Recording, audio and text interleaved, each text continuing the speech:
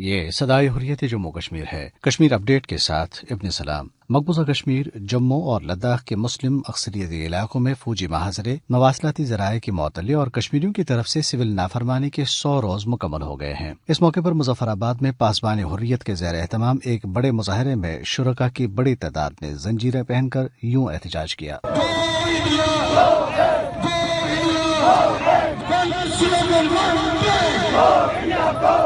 اسلام آباد پاکستان میں بھی کل جماعتی حریت کانفرنس آزاد کشمیر شاخ کے زیر اہتمام بھارتی ہائی کمیشن کے سامنے احتجاجی مظاہرہ کیا گیا۔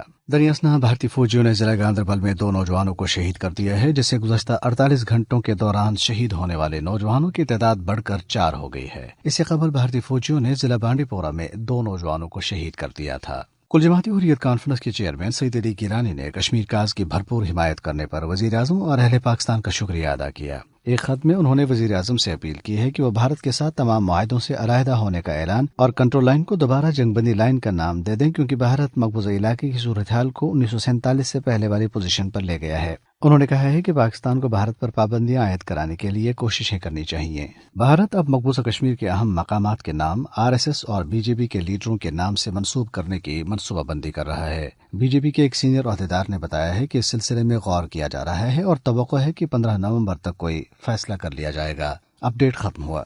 مقبوضہ کشمیر میں بھارتی فوجی محاصرے اور مواصلاتی لاک ڈاؤن کو 100 دن مکمل ہو چکے ہیں۔ 5 اگست سے جاری ظلم و بربریت کے نتیجے میں درجنوں کشمیری شہید، سینکڑوں زخمی اور ہزاروں گرفتار کیے جا چکے ہیں۔ اس کے علاوہ کشمیریوں کے مذہبی سمیت تمام بنیادی حقوق پر شب خون مارا گیا۔ اس حوالے سے سنتے ہیں جموں کشمیر مسلم خواتین مرکز کے وائس چیئرمین اور حریت کانفرنس آزاد کشمیر شاخ کے رہنما راجہ خادم حسین کی گفتگو۔ 100 دنوں میں بھارت نے کشمیریوں کو ان کے بنیادی حقوق سے محروم رکھا۔ ہندوستان نے کشمیریوں کے جذبہ حریت کو ختم کرنے کے لیے بے پناہ مظالم ڈھائے، لیکن اس کے یہ تمام ہتھ کنڈے کشمیریوں کے جذبہ حریت کو سرد نہ کر سکے۔ ظلم کی حد یہ ہے کہ گزشتہ 100 دنوں میں کشمیریوں کو مذہبی آزادی سے بھی محروم رکھا گیا۔ سری نگر کی جامعہ مسجد اور کشمیر کی بہت ساری ایسی مساجد ہیں جہاں پہ لوگوں کو